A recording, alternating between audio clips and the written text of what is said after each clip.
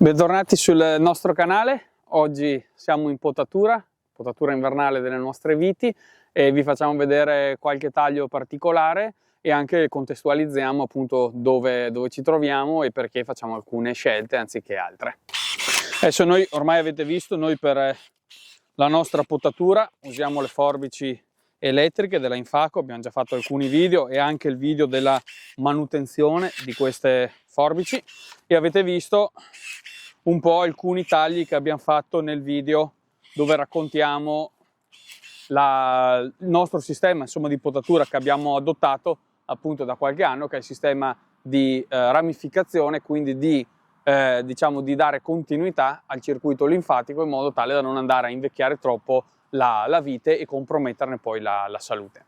Ecco, vi abbiamo fatto il video dove appunto spiegavamo un po' i fondamentali di questa tecnica e poi magari oggi vi facciamo vedere alcune situazioni particolari in questo vigneto dove appunto dobbiamo un po' adattarci a quello che si trova, e quest'anno soprattutto perché questo vigneto è stato interessato dalla grandine. Infatti ci sono alcuni danni evidenti e quindi anche alcuni speroni purtroppo non sempre hanno lavorato nel modo perfetto.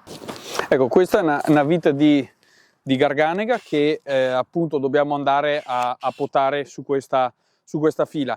Anche qua vediamo come hanno lavorato bene i due speroni che abbiamo lasciato l'anno scorso, e ovviamente il capofrutto è andato a produrre l'uva e i tralci che appunto servivano poi per gestire e fare la produzione appunto dell'uva. Quindi noi dobbiamo andare a creare di nuovo la continuità linfatica dagli speroni, tenere un capofrutto solo e andare a eliminare tutto il resto. Ecco, questo è lo sperone che abbiamo lasciato l'anno scorso, che avevamo lasciato due gemme, una ventrale e una dorsale. In questo caso la gemma ventrale ha lavorato bene, ha lasciato un bel tralcio lungo, e così anche la gemma dorsale.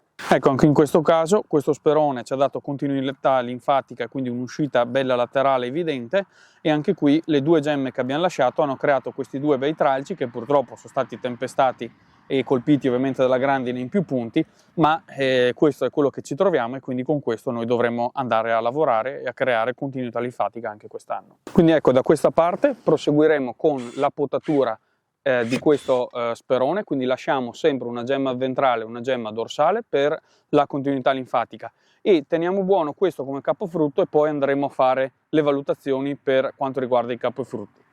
La stessa cosa di qua, la continuità linfatica ce l'ho ventralmente e quindi terrò buono questo sperone. Qua valuto la presenza delle gemme per la produzione dei tralci per l'anno prossimo. Non è un ottimo sperone perché non è orientato in modo perfetto, però mi accontento e potrei tenere questo come tralcio per la produzione. Ecco, non ci resta che rifilare il secco, che è praticamente la parte terminale dello sperone, che abbiamo lasciato come legno di rispetto anche quest'anno, e stessa cosa anche in questo caso. Questo legno qui andremo a accorciarlo, che sarà l'equivalente che poi si andrà a seccare in questa porzione, e quindi la nostra gestione degli speroni al momento è terminata. Ecco, in pratica poi andiamo a completare la potatura con il taglio del restante parte. In questo caso questi due tralci sono cresciuti, ma se fosse pulito meglio le teste magari quest'estate magari non si sarebbero dovuti presentare, e poi andiamo a tagliare il capofrutto che ha già prodotto l'uva quest'anno e i vari tralci. Quindi di fatto noi ci troviamo al momento i due speroni laterali che hanno lavorato in modo corretto e ci hanno dato due speroni di continuità linfatica. Riduco anche qua il legno di rispetto che nel frattempo si è seccato. Quindi ci hanno dato i due speroni di continuità linfatica e i due tralci che eventualmente si potrebbero ottenere da capofrutto. Ecco, adesso ci troviamo in un vigneto noi di Garganega dove generalmente noi lasciamo i due speroni e un capofrutto, per cui oggi dobbiamo scegliere quali di questi due capi a frutto andare a tenere. Ora, la scelta dei capi a frutto, ovviamente quando c'è la possibilità di sceglierne due, valutiamo qual è il migliore, si presenta in questo caso dobbiamo valutare anche i danni dalla grandine, quindi se uno dei due è troppo danneggiato andrà scartato a favore di quello che sta meglio, perché qui la scelta purtroppo è anche legato in questo caso anche a questa situazione. Oltretutto dobbiamo andare a valutare in che verso andare a piegare i capi e frutto. Per esempio in questo caso noi abbiamo la presenza di una barbatella qua sotto, di una rimessa appena piantata qualche anno fa, che stenta un po' a venire su, è un po' magretta, e se noi andassimo a scegliere questo capofrutto e lo legassimo in questo modo qui, tutta la parete fogliare che si svilupperebbe in questo modo, in questa posizione a giugno, luglio e agosto, ovviamente andrebbero a creare delle competizioni nei confronti di questa barbatella.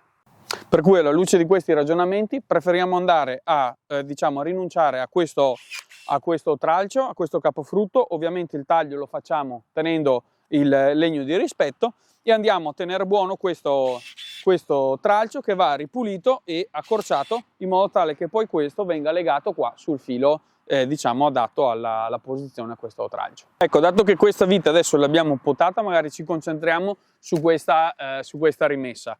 Ora, questa è una vite che è stata piantata, la possiamo aprire tutto così almeno vediamo come si presenta la faccenda. Questa, come vedete, è una barbatella che è stata piantata qualche anno fa e che, dato che c'è un terreno qua un po' magro, molto sassoso, fa un po' fatica a emergere, per cui anche quest'anno non possiamo tirarla sul filo di banchina perché vedete come è molto sottile. Per cui in questo caso ovviamente non possiamo andare ad allungarla troppo, a legarla troppo lunga, perché non resisterebbe, e in questo caso teniamo una gemma dalla mia parte, una gemma dalla vostra parte e un'altra gemma dalla mia parte, per cui terremo 3 gemme e andiamo ad accorciarle in questo modo, dove il legno è ancora abbastanza discreto. Dopo sopra era troppo sottile e non avrebbe senso tenerla. Tagliamo questa parte che era il legno del secco, lasciato l'anno scorso, e rimettiamo la protezione in modo tale che in caso di gelate o animali selvatici questa vite è protetta, e speriamo che l'anno prossimo la prossima stagione riesca a emergere bene e l'anno prossimo riusciamo a legarla al fil di ferro. Ecco, qua abbiamo protetto la nostra barbatella e speriamo in bene per il prossimo anno. Ecco, e qua vicino abbiamo una situazione analoga, nel senso sempre una vite molto giovane, come vedete il fusto molto magro, perché questo comunque è una barbatella, una rimessa piantata appunto per le fallanze che c'erano in questo vigneto. Nel frattempo questa è riuscita a creare un fusto, a crescere, e abbiamo lasciato questo come tralcio molto magro. Probabilmente nel momento di legatura andremo anche ad accorciarlo ulteriormente in modo tale da lasciare un 5-6 gemme e vedere un po' come si svilupperà. Ovviamente questo vigneto lo concimiamo di frequente, ma come vedete sassi ce ne sono molti, e è proprio una terra molto sassosa. Qua vicino c'è anche una cava di ghiaia e di pietre, ma veramente a 100 metri, per cui questi sono terreni molto magri. Però ecco, la buona cosa è che se non altro abbiamo ottimi gradi zuccherini in questi vieti. L'importante è avere delle viti che riusciamo con cui riusciamo a lavorare. Probabilmente in questo caso è stato sbagliato il piede, nel senso che si poteva pensare di avere un americano un po' più vigoroso. Ecco, in questo caso invece questo è un fusto che è ripartito da una pianta che era stata tagliata probabilmente per mal dell'esca. Ora è stata fatta ripartire, però probabilmente non avrà una gran vita lunga, perché generalmente per esperienza quando abbiamo queste situazioni la pianta dopo qualche anno ha una recidiva, per cui se c'è il fungo probabilmente può anche tornare. Dipende quanto in giù era andato, ecco, quello è quanto. In questo caso comunque dobbiamo comportarci come fosse appunto una pianta in piena produzione e appunto adatta per andare a produrre l'uva per la prossima stagione, per cui anche in questo caso teniamo i due speroni e teniamo questo come capofrutto, in modo tale che abbiamo le 2 uscite laterali per l'anno prossimo, da cui far proseguire appunto e dare continuità linfatica, e in questo caso quest'anno andremo a legarla in questo modo, in modo tale da avere un minimo di produzione dato dalla presenza appunto di questo capofrutto. Ecco, anche in questa pianta qua dobbiamo andare a decidere quale dei due tralci andare a tenere, e probabilmente andremo a tenere questo, per cui qua andiamo a recidere e tagliare nel rispetto delle corone il tralcio. Per cui noi ci troviamo ad avere i due speroni e il capofrutto. Ecco, poi la peculiarità che abbiamo in questo vigneto è che qui non passiamo con la legatrice a verde per fare la palizzatura, ma andiamo manualmente. Per cui quando arriviamo a ridosso del palo, noi abbiamo i due fili di ferro qua per la gestione, diciamo, dell'impalcatura, e poi abbiamo una coppia di fili mobili qui e una coppia di fili mobili qua in alto.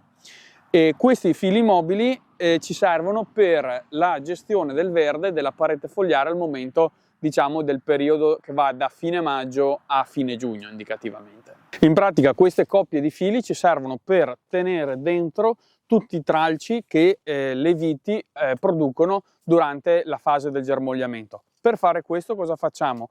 Durante la potatura invernale, prima della legatura, andiamo a portare giù la prima coppia di fili, quindi andiamo a sganciarlo dagli appositi ganci in modo tale che sia libero e anche la stralciatura avvenga in modo più veloce. Una volta legate le viti e che inizino poi a germogliare, aspetteremo il momento giusto che i germogli abbiano più o meno raggiunto questa altezza e poi passiamo a portare in alto questi fili di ferro, sia da una parte che chiaramente dall'altra, in modo tale che la vegetazione inizi a crescere bella verticale e bella dritta, e quando andremo ad alzare la coppia che troveremo basso, contemporaneamente nello stesso passaggio noi in genere abbassiamo la coppia più alta e la lasciamo venire più in giù, in modo tale che poi quando la vegetazione farà un altro scatto e arriverà bella alta, passeremo ovviamente a chiudere in questo modo l'ultima coppia di fili. Ecco, noi adesso andiamo avanti con la potatura ovviamente delle nostre viti, perché ne abbiamo ancora un bel po' da potare. Intanto vi ringraziamo di essere stati con noi e ci vediamo come sempre al prossimo venerdì per un altro video che racconterà dei lavori che facciamo in questo periodo. Iscrivetevi ancora al canale se non l'avete fatto, così rimanete aggiornati sulle prossime uscite, e se volete andare a rivedere qualche video vecchio vi lasciamo qua in fondo qualche scheda, così potete andare a recuperare qualche video che vi siete persi. E se avete voglia che trattiamo qualche argomento particolare che vi sta a cuore e che magari noi non abbiamo ancora affrontato, se volete ce lo scrivete qua sotto e se riusciamo vi accontentiamo più che volentieri. Grazie ancora di essere stati con noi.